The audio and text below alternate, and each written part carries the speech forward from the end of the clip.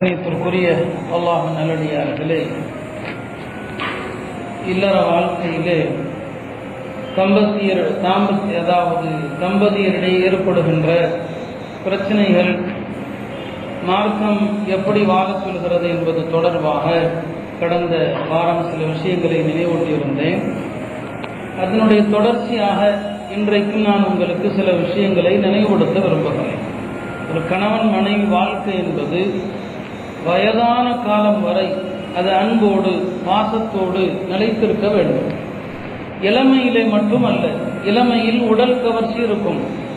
அந்த இளமை பருவத்தில் மட்டுமல்ல, வயதான காலத்திலேயும் கூட அவர்களுக்கு மத்தியிலே அன்பும் பாசமும் நிலைத்திருக்க வேண்டும். அப்படியானால் எத்தகைய வாழ்க்கை வாழ வேண்டும்? ரசூல் ஸல்லல்லாஹு அலைஹி வஸல்லம் அவர்கள் எந்த வாழ்க்கையை நமக்கு காட்டி தந்தார்கள்? இதெல்லாம் சில சட்டங்கள் மூலமாக நான் விளக்க விரும்புகிறேன். இந்த அடிப்படையிலே முதலாவது, திருமணத்திற்கு முன்பாக திருமணம் செய்ய போகின்ற அந்த பெண், அந்த மாப்பிள்ளை இருவருக்குமே கடமைகள் பற்றி சொல்லித்தர வேண்டும். ஒரு பெண்ணுக்கு, உன்னுடைய கணவனுக்கு நீ என்னென்ன விஷயங்களில் கட்டுப்பட வேண்டும் என்று சொல்லித்தரப்படணும். இதெல்லாம் நம்ம கவனம் செலுத்தாமல் விட்டுறோம். அவளுக்கு சில பாடங்கள் நடத்தப்படணும் திருமணத்திற்கு முன்னால. அது பெருமானார் ஸல்லல்லாஹு அலைஹி வஸல்லம் அவர்களது வாழ்க்கையிலிருந்து அவர்களுக்கு இந்த பாடங்கள் சொல்லணும். ஒரு முறை மதீனா முனவராவிலே நடந்த ஒரு நிகழ்வு. மதீனாவிலே சில அன்சாரி சஹாபாக்களுக்கு சொந்தமான ஒரு தோட்டம். அந்த தோட்டத்திலே தோட்டங்களுக்கு நீர் பாய்ச்சுகின்ற ஒரு ஒட்டகம், தோட்டங்களுக்கு நீர் பாய்ச்சுவதற்கும் ஒட்டகத்தை பயன்படுத்துவாங்க. அந்த ஒட்டகம் திடீரென்று ஒரு மதம் கொண்ட யானை போல, ஒரு வெறி கொண்ட நாய் போல அது முரண்டு பிடிக்கிறது. மக்கள் கண்டால் பயப்படுகிற அளவுக்கு அது மாறிவிட்டது. சில நாட்களாக தோட்டங்களுக்கு அது நீர் பாய்ச்சுவதும் இல்லை, யாரும் அதன் அருகே கூட செல்ல முடியவில்லை. இந்த நேரத்திலே சில நாட்கள் நீர் பாய்ச்சாத காரணத்தினாலே அங்கே தோட்டங்களும் காய்ந்து கொண்டிருக்கிறது. உடனே மக்கள் யோசிச்சாங்க, ரசூல் ஸல்லல்லாஹு அலைஹி வஸல்லம் போய் முறையிட்டால் என்ன என்று. பெருமானார் ஸல்லல்லாஹு அலைஹி வஸல்லம் அவர்களிடத்திலே வந்து சொன்னாங்க, யா ரசூலல்லாஹ், எங்கள் தோட்டத்தில் இருக்கிற இந்த ஒட்டகம் திடீரென்று வெறி நாய் போல நிற்கிறது, அதை பார்த்தாலே எங்களுக்கு பயமா இருக்குதுன்னு சொல்லி ரசூல் ஸல்லல்லாஹு அலைஹி வஸல்லம் அவர்கள் வந்தாங்க. அவங்க உள்ள போனப்போ மக்கள் சொன்னாங்க, யா ரசூலல்லாஹ், உங்களுக்கு ஏதாவது ஆபத்தாயிட போது நீங்க போகாதீங்கன்னு சொல்லி. பெருமானார் ஸல்லல்லாஹு அலைஹி வஸல்லம் சொன்னாங்க, இல்லை, அதனால எனக்கு எந்த ஆபத்தும் இல்லைன்னு சொல்லிட்டு அந்த தோட்டத்திற்குள் போறாங்க.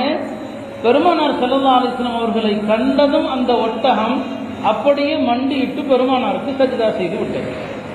அதுவரை முரண்டு பிடித்த அந்த ஒட்டகம் ரசூல் ஸல்லல்லாஹு அலைஹி வஸல்லம் அவங்களை பார்த்ததும் அப்படியே மண்டியிடுகிறது, சஜ்தா செய்கிறது.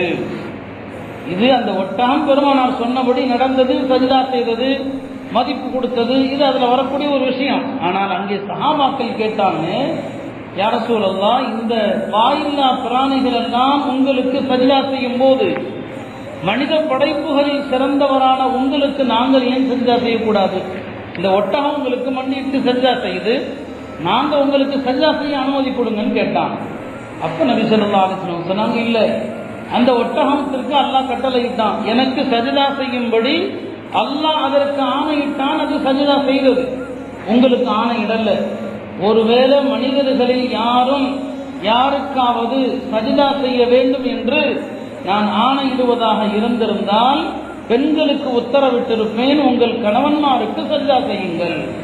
மனுஷன் யாருக்கும் சஜ்தா செய்யக்கூடாது. ஒருவேளை அப்படி ஒரு சட்டம் பிறப்பிப்பதாக இருந்திருந்தால் நான் பெண்கள் சமுதாயத்திற்கு சொல்லி இருப்பேன், உங்கள் கணவன்மாருக்கு சஜ்தா செய்யுங்கள்.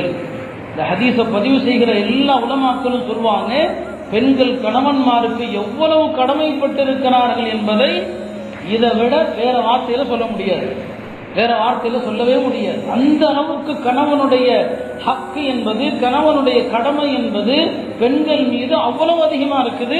சஜ்தா செய்ய ஆணையிட்டு தான் நான் இதைத்தான் சொல்லியிருப்பேன்னு சொன்னான். ஒரு சஹாபி வந்தாங்க பெருமானார் ஸல்லல்லாஹு அலைஹி வஸல்லம் அவங்கள்ட்ட, யா ரசூலல்லாஹ், என்னுடைய மகள் திருமணம் செய்ய மறுக்கிறாங்க, நான் ஆசைப்படுறேன், திருமண வயது எட்டி விட்டது அவளுக்கு, அவள் திருமணம் செய்ய மாட்டேன்னு சொல்றான், நீங்க அழைச்சி கொஞ்சம் சொல்லுங்களேன்னு சொல்லி உடனே அவன் மகனை வர சொல்லுங்க. வந்ததும் அந்த பெண்ணிடத்துல சொன்னாங்க, உன் தந்தையின் விருப்பத்தை நீ ஏற்று திருமணத்திற்கு சம்மதிக்கலாம் அல்லவான்னு கேட்டாங்க.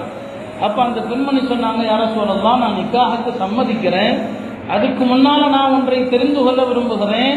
ஒரு பெண் தன் கணவனுக்கு செய்ய வேண்டிய கடமை என்னன்னு எனக்கு சொல்லுங்க. சஹாபி பெண்மணிகளுடைய மார்க்க பற்றை, மார்க்க ஞானத்தை பாருங்க. என்ன கேட்கிறாங்க, நான் கல்யாணத்துக்கு சம்மதிக்கிறேன், நான் கல்யாணம் பண்ணிட்டா என் கணவனுக்கு நான் செய்ய வேண்டிய கடமை என்ன? அல்லாஹ்வுடைய தூதர் சொன்னாங்க, ரொம்ப சரியான கேள்வி நீ கேட்டிருக்கமான்னு சொன்னாங்க. சாதாரண கேள்வி இல்லை. சொல்லிட்டு சொன்னாங்க, கணவனுடைய கடமை ஹக்கு என்பது எவ்வளவு உயர்ந்ததுன்னா, ஒருவேளை உன் கணவனுடைய உச்சந்தலையிலிருந்து உள்ளங்கால் வரை உடலெல்லாம் கொப்பளமாக இருந்து சீலாக இருந்து அதை நீ வலித்து எடுத்தாலும் கூட கணவனுடைய கடமையை நீ முழுமையாக நிறைவேற்றியவளாக ஆக முடியாதுன்னு சொன்னாங்க. இதை விட சொல்ல முடியுமா? நம்ம இந்த காலத்து பெண்களுக்கு சொல்லணும். ஏன்னா இன்னைக்கு இந்த சீரியல்களை பார்த்து, அதை பார்த்து, இதை பார்த்து புரட்சி பெண்ணாக, புதுமை பெண்ணாக, ஏன்னா இன்னைக்கு அப்படிலாம் தூண்டி விடுறாங்க. நம்ம பொம்பளைகள் பூரா அதை தான் பார்க்குது. டிவி பார்க்க முடியாட்டா என்ன, கரண்ட் இல்லாட்டா என்ன, செல்போன்ல எல்லாத்தையும் பார்த்துக்கிறாங்க. இதையெல்லாம் பார்த்து நம்ம பெண்கள் இன்னைக்கு கெட்டு போயிருக்கிறாங்க. சொன்னாங்க, உச்சந்தலையிலிருந்து உள்ளங்கால் வரை அவனுடைய உடல் முழுக்க சீலாக இருந்து அதை நீ வலித்து எடுத்தாலும் கூட உன் கணவனுக்கு செய்ய வேண்டிய கடமையை நீ முறையாக நிறைவேற்றியவளா ஆக முடியாது. அந்த பெண்மணி சொன்னாங்க, யார சொல்லலாம், நான் அதுக்குத்தான் கல்யாணம் பண்ண பயப்படுறேன். எங்க நிக்கா செஞ்சுட்டு என் கணவனுடைய கடமையை நிறைவேற்ற முடியாம போயிடுமோன்னு நான் பயப்படுறேன். அந்த பக்குவம் என்னிடத்துல இல்லைன்னு சொன்னாங்க. அருமையானவர்களே, திருமணத்துக்கு முன்னால பிள்ளைங்களுக்கு இதை சொல்லிக் கொடுங்க. உன் கணவனுடைய கடமை என்ன, அதை பிள்ளைகளுக்கு போதிக்கணும். நாம் எல்லா விஷயத்திலையும் கவனம் செலுத்துறோம், அடிப்படை விஷயங்கள்ல நாம கோட்டை விடுறோம். பிள்ளைகளுக்கு இதையும் சொல்லிக் கொடுக்கணும். கணவனை கஷ்டப்படுத்தினா அந்த பெண்ணை யார் சபிக்கிறாங்க தெரியுமா? சொர்க்கத்தில் உள்ள ஹூர்லீன்கள் சபிக்கிறாங்க. திருமதியில் வரக்கூடிய ஹதீஸ். ஒரு பெண் தன் கணவனை கஷ்டப்படுத்தினால், சிரமப்படுத்தினால் அந்த பெண்ணை பார்த்து ஹூர்லீன் சொல்றாங்க, காத்தலக்கில்லா, அல்லாஹ் உன்னை நாசமாக்கட்டும் சொல்றாங்க. இதை சொன்னா பெண்கள் அனைவா வாயடிச்சு போயிடுவாங்கன்னு நினைக்கிறேன். ஊர்லின் பெண்கள் சொல்றாங்களாம், அல்லாஹ் உன்னை நாசமாக்கட்டும், அவர் ஓண்ட விருந்தாளியத்தான் இருக்கிறார், அவர் பிரிஞ்சு மௌத்தானா எங்கள்கிட்ட தான் வர போறார், உன்னுடைய வாழ்க்கை அவ்வளவுதான், கொஞ்ச நாளைக்கு தான், நாளைக்கே மௌத்தா போயிட்டா எங்கள்கிட்ட வந்துடுவாருன்னு சொன்னாங்க. இது ஹதீஸ்ல வரக்கூடிய விஷயம். இதெல்லாம் பெண்களுக்கு சொல்லித்தரப்படணும். கணவனுக்கு கட்டுப்படுகிற விஷயங்கள் சொல்லித்தரப்படணும். கணவனை எதிர்த்து பேசாம இருக்கிறது எப்படி என்பதையெல்லாம் திருமணத்திற்கு முன்னால போதிக்கணும். இப்படி நிறைய விஷயங்கள் இருக்கிறது. பல முறை நாம சொன்னதுதான். அதே போல ஒரு பையனுக்கு சொல்லணும், ஒரு பெண் என்பவள் பலவீனமான படைப்பு, அவள்கிட்ட எப்படி நடக்கணும் அதை நாம சொல்லித்தரணும். ரெண்டையும் தான் நான் சமமாக சொல்றேன். இல்லைன்னா போன வாரமே சொல்லிட்டேன், எந்த பிரச்சனையும் மனசுல வச்சு நான் பேசல. பிரச்சனைகள் எல்லாருக்கிட்டையும் இருக்குது. அவங்கங்க நினைச்சுக்கலாம் அதுக்கு எனக்கா பேசுறாரு போல் தெரியுதுன்னு சொல்லி நம்ம ரெண்டு பக்கமும் சொல்றோம். சில பிரச்சனைகள்ல கணவன் மீது தவறு இருக்குது, சில குடும்பத்துல மனைவி மீது தவறு இருக்குது. எந்த பக்கம் தவறு இருந்தாலும் இந்த விஷயத்தை ஒரு அறிவுரையாக வச்சுக்கோங்க, அவ்வளவுதான். இப்போ கணவனுக்கும் அந்த பையனுக்கும் சொல்லணும், அந்த பையனுக்கு சொல்லித்தரணும், அறிவுரைகள் வழங்கணும். அதுல சிறந்த அறிவுரையாக நான் இதற்கு பல வருஷங்களுக்கு முன்னால கூட பேசியிருக்கிறேன். இமாம் அஹமது ரஹமத்துல்லா அலைஹி, அஹமது பின் ஹம்பல் கல்யாணத்துக்கு முன்னால தன் மகனுக்கு அறிவுரை செய்யறான். அருமையான அறிவுரை இது. என்ன கேட்டா திருமணம் நடக்கிற இடத்துல கூட இதை எழுதி வைக்கலாம், இந்த மாதிரி விஷயங்களை எழுதி கூட வைக்கலாம். அந்த பையனுக்கு சொல்றாங்க, மகனே நீ திருமண வாழ்க்கையில நுழைய போற, உன் மனைவிட்ட எப்படி நடக்கணும் கேட்டுக்க நான் சொல்றேன். பெரிய இமாம், 4 மதுஹப்ல ஒரு மதுஹபுடைய இமாம். இன்றைய சவுதி அரசாங்கத்தால அவங்களுடைய மதுஹப் தான் பின்பற்றப்படுது. உலகத்துல சில பகுதி மக்கள் அவங்கள பின்பற்றுறாங்க. அப்படிப்பட்ட இமாம் தன் மகனுக்கு சொல்றாங்க, பார்ப்பா நான் உனக்கு கல்யாணத்துக்கு முன்னால உன் மனைவி விட்டு எப்படி நடக்கணும்னு சொல்றேன், கொஞ்சம் கேட்டுக்க. முதலாவது விஷயம், 10 விஷயம் சொன்னாங்க, 10 முத்தான விஷயங்கள். முதலாவது விஷயம் என்ன தெரியுமா? மனைவி இடத்துல கொஞ்சம் பேசுன்னு சொன்னாங்க. மனைவி இடத்துல கொஞ்சம் பேசு. இல்லறங்கிறது தாம்பத்திய வாழ்க்கை மட்டுமல்ல, அது 5 நிமிஷத்துல முடிஞ்சு போற விஷயம். நம்ம பல பேர் அப்படிதான் இருக்கிறோம். மனைவி இடத்துல கொஞ்சம் பேசுதல் அப்படிங்கிறதே கிடையாது. சொன்னாங்க, மனைவிமார்கள் பெண்கள் கொஞ்சம் பேசுறத விரும்புவாங்க. உன் மனைவி இடத்துல கொஞ்சம் பேசணும்னு சொன்னாங்க. ஒரு தந்தை மகனுக்கு சொல்லிக் கொடுக்குறாங்க. இன்னைக்குள்ள பெற்றோரா இருந்தா கொஞ்சிடாதான்னு சொல்லி கொடுப்பாங்க. ஆனா அப்படிலாம் கொஞ்சம் விடாத, ரொம்ப வேலை ஏறிடுவா. அங்க இமாம் சொல்றாங்க, மனைவி இடத்துல கொஞ்சம் பேசாத விரும்புவாங்க. பெருமானாருடைய வாழ்க்கையை பாருங்க. ரபியுல் ஆரம்பிக்குது, இன்ஷா அல்லாஹ் அடுத்த சில வாரங்களுக்கு ரசூல் ஸல்லல்லாஹு அலைஹி வஸல்லம் வாழ்க்கையினுடைய சில அழகான சம்பவங்கள், அதைத்தான் நான் உங்களுக்கு சொல்லலாம்னு இருக்கிறேன். அடுத்த சில வாரங்கள்ல பெருமானார் ஏன் பல நிக்காஹ் பண்ணினாங்க, அதெல்லாம் அடுத்த சில வாரங்களில் இன்ஷா அல்லாஹ் சொல்லுவோம். அல்லாஹ்வுடைய தூதருடைய வாழ்க்கையை பாருங்க. வாழ்க்கை என்பது தாம்பத்தியத்தோடு முடிவதல்ல. மனைவிமார்கிட்ட எவ்வளவு வேலைகள் இருந்தாலும் கொஞ்சம் பேசணும். நெரிசலாக பேசுவாங்க. அவ்வளோ வேலைகளுக்கு மத்தியிலையும் எனக்கு நேரம்லாம் இல்லைன்னு சொல்ல மாட்டாங்க. ஒரு நாள் ரசூல் ஸல்லல்லாஹு அலைஹி வஸல்லம் அவர்கள் வீட்டுக்கு வர்றாங்க. அவங்க மனைவிமார்கள் வயசு கம்மியாரு, ஆயிஷா தான் ரொம்ப வயசு கம்மி. அதனால தான் அவங்களோடு நடந்த சம்பவங்கள் அதிகம். ஏன் வயசு கம்மியான பெண்ணை நிக்கா செஞ்சாங்க, அது இன்ஷா அல்லாஹ் அந்த மீலாது பயான்கள்ல நான் ஏதாவது ஒரு இடத்துல ஞாபகம் இருந்தால் இன்ஷா அல்லாஹ் சொல்லுவேன். ஏன் அந்த பெண்ணை, ஒரு வயது சிறிய பெண்ணை ஏன் கல்யாணம் பண்ணாங்கன்னு சொல்லி அதில் என்ன காரணம் அதையும் சொல்லுவேன் இன்ஷா அல்லாஹ். அப்போ அவங்க வயசுல சின்ன பெண்மணி இல்லையா, வீட்டில் விளையாட்டு பொருள்லாம் வச்சிருப்பாங்க. ஒரு நாள் நபிசுல்லா வீட்டுக்குள்ள வர்றாங்க. அதில் ஆயிஷாவுடைய அலமாரியில இருந்து ஸ்கிரீன் கொஞ்சம் விலகுது காத்துல. அந்த உள்ள பார்த்தா விளையாட்டு பொம்மையெல்லாம் உட்கார்ந்து இருக்குது. அதுல பார்க்கறாங்க ஒரு குதிரை, அந்த குதிரைக்கு ரெக்கையெல்லாம் இருக்கு. இப்ப கேட்டாங்க, என்ன ஆயிஷா குதிரைக்கு ரெக்கையான்னு சொல்லி. குதிரைக்கு ரெக்கையா? ஆயிஷா சொன்னாங்க, ஏன் நீங்க கேள்விப்படலையா, சுலைமான் அலைஹிஸ்ஸலாமுடைய குதிரைக்கும் ரெக்கை இருந்துச்சாமே, சுலைமான் அலைஹிஸ்ஸலாமுடைய குதிரைக்கு ரெக்கை இருந்துச்சாமே, நீங்க கேள்விப்படலையான்னு சொல்லி நபி ஸல்லல்லாஹு அலைஹி வஸல்லம் அவங்களுடைய கடவாய்ப்பல் தெரியும் அளவுக்கு சிரிச்சாங்க. இப்போ ஒரு இறை தூதர் என்கிற உயர்ந்த அந்தஸ்துல இருக்கிற அல்லாஹ்வுடைய தூதர் தம் மனைவிமாரிடத்துல விளையாட்டாக கொஞ்சி பேசிய அந்த தருணங்கள் ஒன்றல்ல இரண்டல்ல.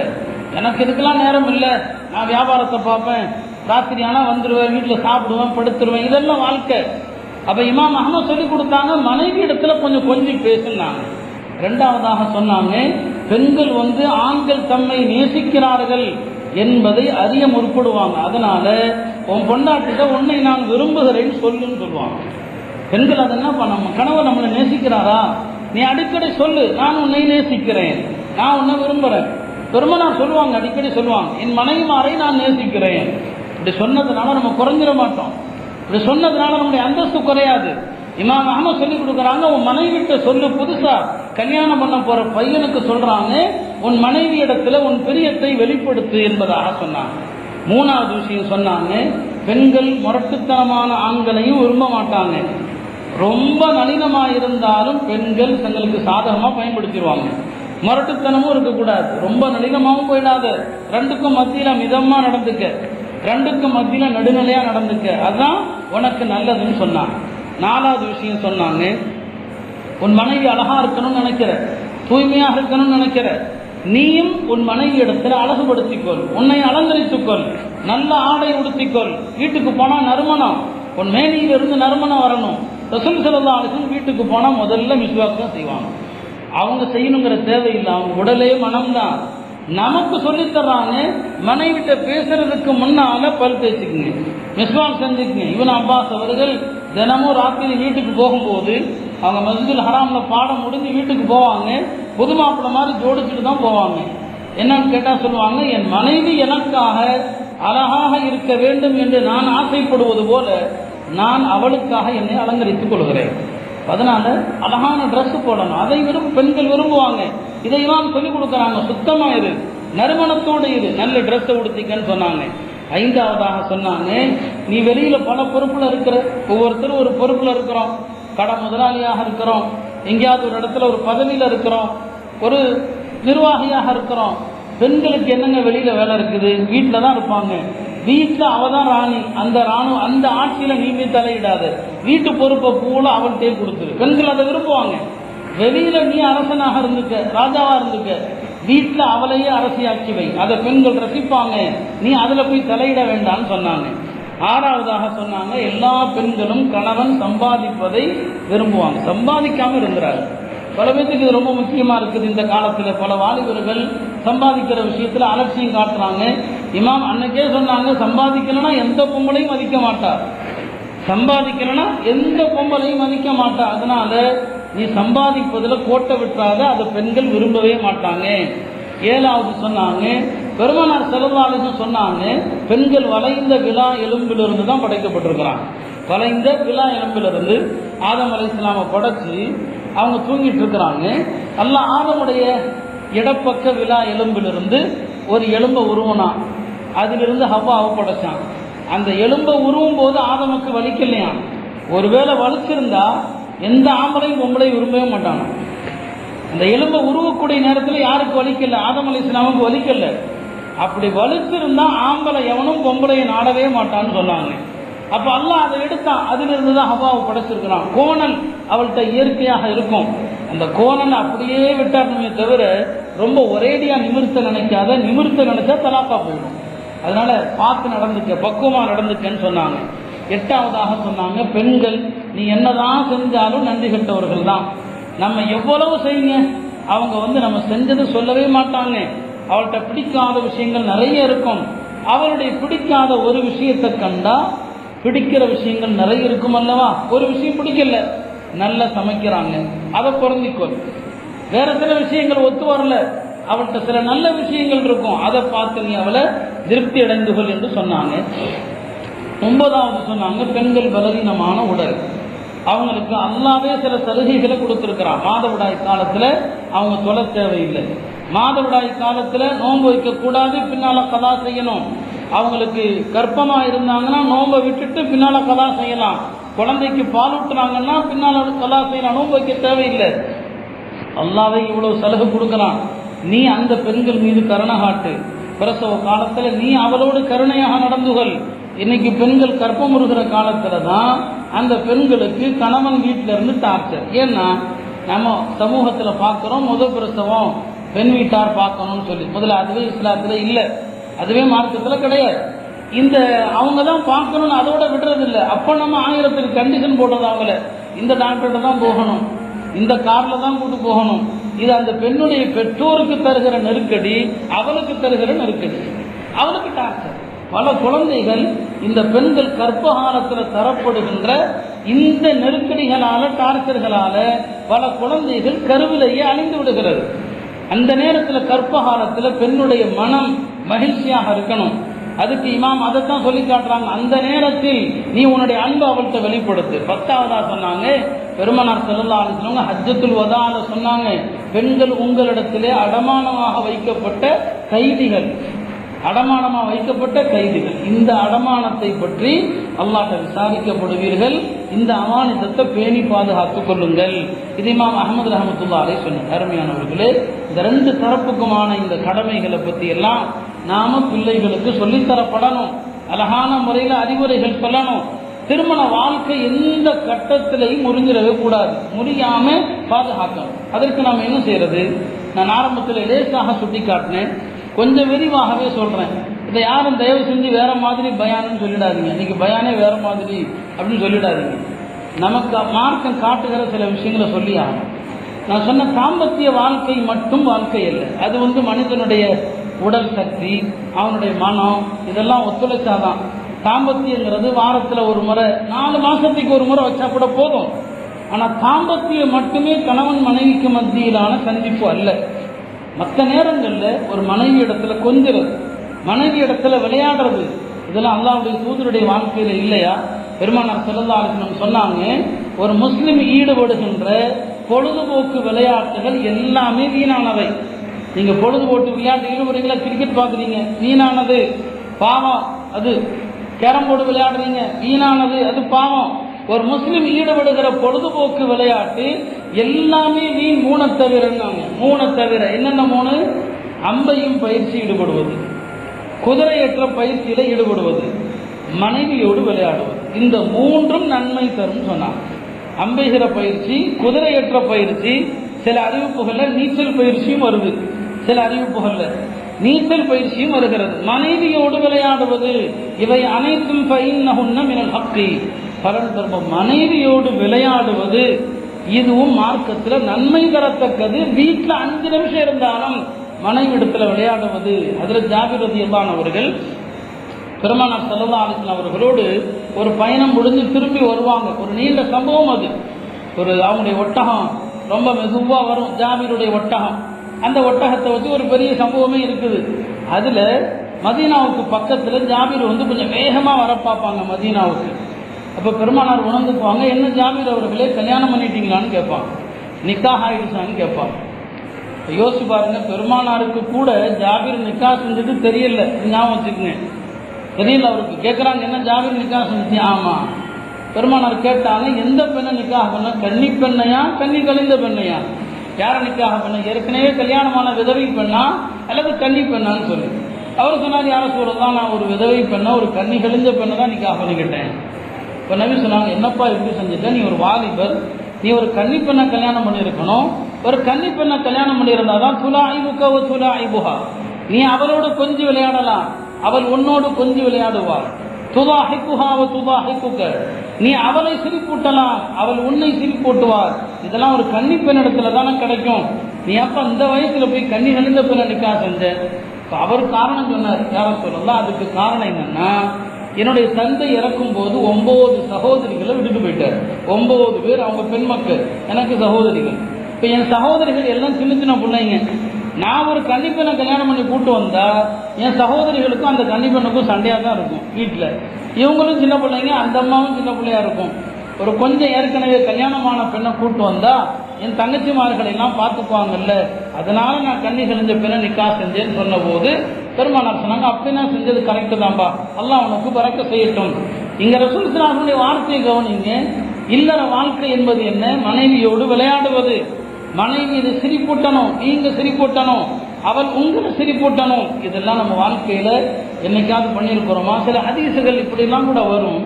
அதை மேலோட்டமா பார்த்தா சிலருக்கு அது தப்பா கூட தெரியும். ஆனா அப்படி அல்ல. பல ஹதீஸ்களை நீங்க பார்க்கலாம். பெருமானார் தொழுகைக்கு போவதற்கு முன்னால மனைவியரை முத்தமிட்டார்கள், பிறகு தொழுகைக்கு போனார்கள். எல்லா ஹதீஸ் ஆதாரபூர்வமான ஹதீஸ். கப்பல பாபா நிசாய், மனைவியரை முத்தமிட்டாங்க, ஒரு தொழுகைக்கு வந்தாங்க. என்னங்க இது, தொழுகைக்கு வரப்போ மனைவியை முத்தமிடணும்?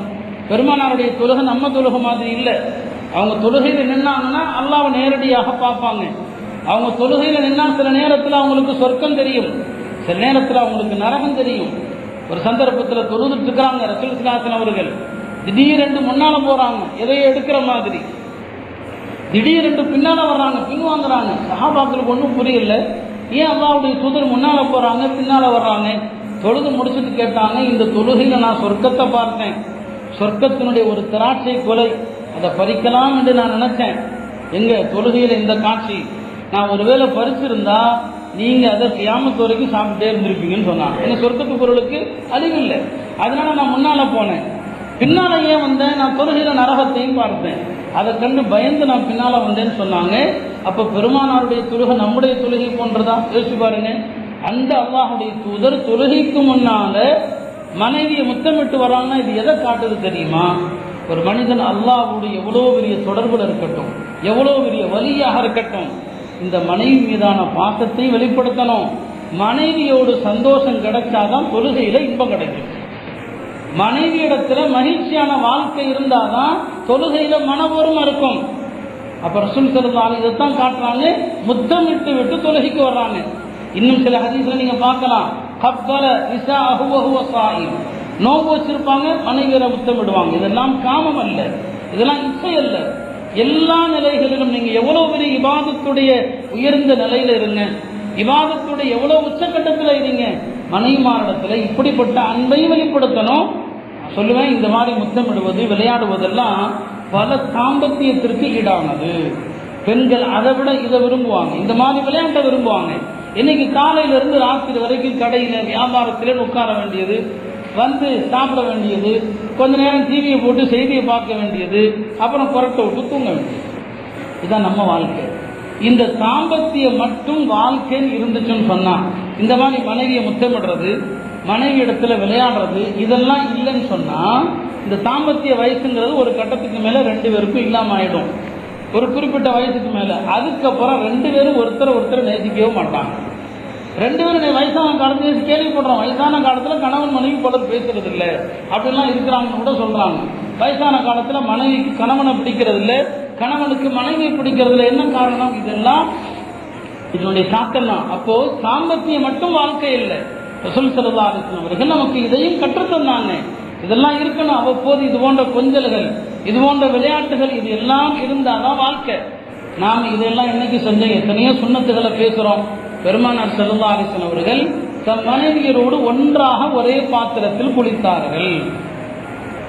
இதெல்லாம் வந்து அன்பு அதிகப்படுத்தும் கணவன் மனைவிக்கு மத்தியில். சில நேரத்தில் குளிக்கும் போது கூட பெருமானார் விளையாடுவாங்க. அவங்க மனைவி வேகமாக எடுத்து குளிப்பாங்க. அவங்க மனைவிமார் சொல்லுவாங்க, எங்களுக்கும் கொஞ்சம் தண்ணி வைங்கன்னு சொல்லுவாங்க.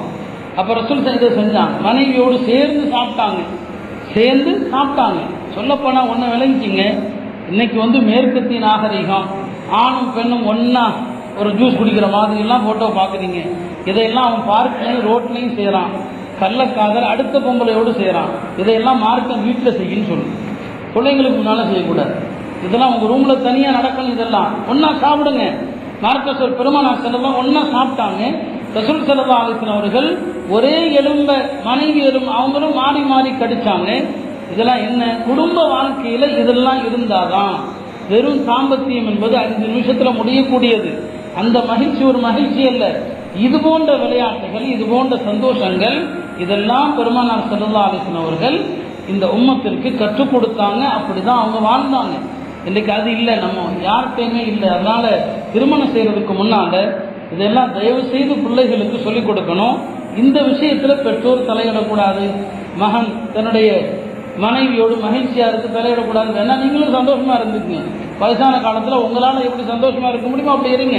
சின்ன பிள்ளைங்களுடைய மகிழ்ச்சி, அவங்களுடைய சந்தோஷத்தில் தலையிடக்கூடாது. இதெல்லாம் மார்க்கம் சொல்லித்தரக்கூடிய விஷயம். அப்போ கணவன் மனைவி சந்திப்புங்கிறது இரவுல வெறும் அந்த இருட்டில் மட்டும் அல்ல. இடைப்பட்ட நேரத்தில் தொழுகைக்கு வரும்போது மனைவியை முத்தமிடுறாங்கன்னா, நான் அல்லாஹ்வோடு தொடர்பில் இருந்தாலும் உங்களை நேசிக்கிறேன், அல்லாஹ்வோடு நான் தொடர்பில் இருக்கிறேன், கல்வி அல்லாஹ்வோட இருக்குது, ஆனால் உங்க மீது நான் அன்பு வச்சிருக்கிறேன். இதை உணர்த்த தான் அல்லாஹ்வுடைய தூதர் ஸல்லல்லாஹு அலைஹி வஸல்லம் அவர்கள் இதையெல்லாம் நமக்கு தெளிவுபடுத்தி காட்டினாங்க. எனவே அருமையானவர்களே, இதுதான் வாழ்க்கை. இதெல்லாம் இருந்துச்சுன்னா எந்த குடும்பத்திலையும் தலாக் வரைக்கும் எந்த பிரச்சனையும் வராது. அதனால இந்த விஷயங்கள் எல்லாம் எல்லா காலத்திலையும் தேவை. வாலிபர்களுக்கு மட்டுமல்ல, வயதானவர்களுக்கும் கூட. அந்த வயதான காலத்தில் மனைவியுடனான உறவுல நம்முடைய முன்னோர்கள் எப்படி இருந்தாங்க, வயசான காலத்தில் எப்படி அன்பு வச்சிருந்தாங்க, எத்தனையோ சம்பவங்கள் அதில் இருக்குது.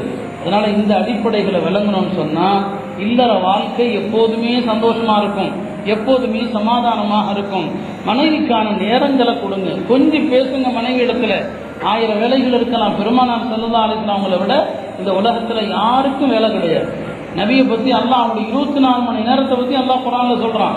சூரா முஸம்மில் எடுத்து பாருங்க. இன்னலக ஃபின்னஹாரி சபஹன் தபீலா. நபியே, உங்களுக்கு பகல்ல ஏகப்பட்ட வேலை இருக்குது. அல்லாஹ் சொல்றான் வேலை இருக்குது. குமில் லைல, ராத்திரி ஆனா நின்று வணங்குங்க. ஃபைதா ஃபரகத ஃபன்சப், ஒரு வேலையை முடிச்சா அடுத்த வேலைக்கு வாங்குங்கிறான். இத்தனை வேலைகளுக்கு மத்தியில் அல்லாஹ்வுடைய தூதர் தம் மனைவிமாரிடத்துல அழகா பேசினாங்க, சிரிச்சு பேசினாங்க, முகமலர்ச்சியோடு பேசினாங்க. இதெல்லாம் கலந்தது தான் வாழ்க்கை. இந்த சந்தோஷங்களை, இந்த சின்ன சின்ன மகிழ்ச்சியை நாம மனைவிமாருக்கு கொடுத்தோம்னு சொன்னா அவங்க எந்த சீரியலையும் பார்க்க மாட்டாங்க. உண்மைதான். இதெல்லாம் இங்கே கிடைக்காத போது இந்த மாதிரி அற்ப சுகங்களை பார்க்கறதுல ஒரு ரசனை கிடைக்குது. அதில் அந்த மாதிரி விஷயத்தை தான் காட்டுறான். சினிமாலையும் சீரியல்களையும் அதைத்தான் காட்டுறான். அதெல்லாம் மனைவியோடு ஒரு மனிதன் அவன் அப்படிப்பட்ட வாழ்க்கை வாழ்ந்தான்னு சொன்னா அவங்க இறுதி காலம் வரைக்கும் நேசம் இருக்கும், இறுதி காலம் வரைக்கும் அன்பு இருக்கும். அவங்க மத்தியில் என்னைக்கும் அன்பு என்பது விலகாது. எல்லாம் அல்லாஹ் அப்படிப்பட்ட நல்ல தம்பதியராக முஸ்லிம்கள் குடும்பங்களில் வாழக்கூடிய எல்லா கணவன் மனைவி ஆக்குவானாக. அருமையானவர்களே, ஒரே ஒரு விஷயத்தை சொல்லி நான் முடிச்சிடறேன். இப்போ கணவன் மனைவி வாழ்க்கைங்கிறது இதுதான். இந்த விஷயங்களை சொல்லித்தரப்படணும். சில நேரங்களில் இதையெல்லாம் மீறி ஒரு குடும்பத்தில் நிர்பந்தமான சூழ்நிலையில தலாக் சொல்ல வேண்டிய ஒரு கட்டம் வருது. தலாக் எப்போ சொல்லணும் அதை கூட விரிவாக நான் பேசணும், எனக்கு அதற்கான நேரம் இல்லை. சில ஹதீஸுகள் அதை பற்றியும் வருது. ஒரு பெண்ணை எப்போ தலாக் சொல்லலாம், ஒரு பெண்ணுடைய நடத்தையே சரியில்லாட்டா கூட தலாக்கு உடனே சொல்லணுங்கிறது கிடையாது. அதை பற்றி ஒரு ஹதீஸ், அதை இப்போ விளக்குறதுக்கு எனக்கு நேரம் இல்லை, அதை எழுதி வச்சிருந்தேன். நடத்தையே சரியில்லை அப்படி ஒரு சஹாபி சொல்றாரு. எல்லாமே ஹதீஸில் இருக்குதுங்க. நம்ம தான் நினைச்சுக்கிறோம் நம்ம குடும்பத்தில் பிரச்சனை. எல்லாம் சஹாபாக்கள் வாழ்க்கையில நடந்திருக்குது. நடத்தையே சரியில்லை, உடனே அவளை தலாக் சொல்லணுமா? அதுக்கும் மார்க்கத்தில் ஒரு சில விதிவிலக்குகள் இருக்கத்தான் செய்து அவளையும் வச்சு வாழலாம். ஆனால் சில கண்டிஷன் இருக்குது. அதை இப்போ நான் விளக்கல. அது இன்ஷா அல்லாஹ் பிறிதொரு சந்தர்ப்பத்தில் சொல்கிறேன். தலாக்கை சொல்ல வேண்டிய கட்டம் வந்தாலும் மார்க்கம் என்ன சொல்லுது தெரியுமா? தஸ்ரீஹும் பி இஹ்சான், அழகான முறையில் புரிஞ்சிருங்க. அழகான முறையில் புரிகிறதுனா என்ன? ஒன்று, தலாக் சொல்லி அனுப்பும் போது கூட அவளை வெறுப்போடு அனுப்பக்கூடாது. அவளுக்கு ஏதாவது கொடுக்கணும். ஒலில் முத்தல்லகாத்தி மதாஉன், ஏதாவது கொடுத்து அனுப்பணும். ரெண்டாவது, தலாக்குக்கு பிறகு ஏன் தலாக்கு சொன்னேங்கிற காரணத்தை ஊர் பூரா சொல்லிட்டு இருக்க கூடாது. அவ்வளோதான். இப்போ 2 பேரும் அந்நியர் ஆயிட்டீங்க, எல்லாம் கேட்பாங்க, ஏன்பா தலாக் சொன்ன, அவள் அப்படி செஞ்சா, இப்படி உங்களுக்கு அனுமதி இல்லை, ஜாயிஸ் இல்லை உங்களுக்கு, ஒரு பெரிய ஆலிம் தன் மனைவியை தலாக் சொல்லிட்டாங்க. இப்போ எல்லாரும் கேட்டாங்களா ஏங்க தலாக் சொல்லிட்டீங்கன்னு சொல்லி. இந்த ஆலிம் சொன்னாங்களா, அவ எனக்கு மனைவியா இருக்கும் போது கூட அவருடைய குறைய நான் யார்கிட்டையும் சொன்னதில்லை. இப்ப தலாக் சொல்லி அவ அந்நிய பெண்ணாயிட்டா, நான் எதுக்கு உங்கள்கிட்ட அந்த காரணத்தை சொல்லணும்? தேவையில்லை. நல்ல ஞாபகம் வச்சுக்கங்க, தலாக்கை சொல்லிட்டா கூட அந்த பெண்ணை பத்தி நீங்க யார்கிட்டையும் குறை சொல்லக்கூடாது. மார்க்கம் கற்றுத்தருது அழகான முறையில பிரியுங்கள். அதுக்கப்புறம் அந்த பெண்ணை பத்தி ஏன் தலாக் சொன்னோம், அது அல்லாஹ்வுக்கு உங்களுக்குமானது. வேற யார்கிட்டையும் அந்த காரணத்தை சொன்னால் நீங்க பெரிய பாவி, பெரிய குற்றவாளி. ஞாபகம் வச்சுக்கங்க, அது என்ன தவறா இருந்தாலும் சரிதான், அது சொல்றதுக்கு அனுமதி இல்லை. ரெண்டாவது, தலாக் சொன்ன பிறகு ஒருவேளை அவங்களுக்கு குழந்தைகள் இருந்தா அந்த குழந்தைகள் விஷயத்துல மார்க்க சட்டத்தை நம்ம பேண்டதே இல்லை. அதையும் தெரிஞ்சு கொள்ளணும். ஏதோ அந்த குழந்தைக்கு ஒரு 5 லட்சத்தை கொடுத்துட்டோம் அத்தோட முடிச்சுங்கிற அர்த்தம் அல்ல. அந்த குழந்தை என்னதா இருந்தாலும் தந்தையை சார்ந்தது தான். அந்த குழந்தைக்கான செலவு, படிப்பு செலவு, அவர் பெரியவானார பிறகு கல்யாண செலவு எல்லாமே தலாக்கு சொன்ன அந்த தந்தைக்கும் குழந்தைக்குமான உறவு அப்படியே தான் இருக்கும். இந்த விஷயத்திலெல்லாம் மார்க்கத்தை பேண வேண்டும். இந்த குழந்தை வளர்ப்பு சட்டங்கள் குறித்தெல்லாம் அடுத்து இன்ஷா அல்லாஹ் ஒரு சில பயான்களை தெளிவுபடுத்துகிறேன். வாஹிரு தாவானா அல்ஹம்துலில்லாஹி ரப்பில் ஆலமீன்.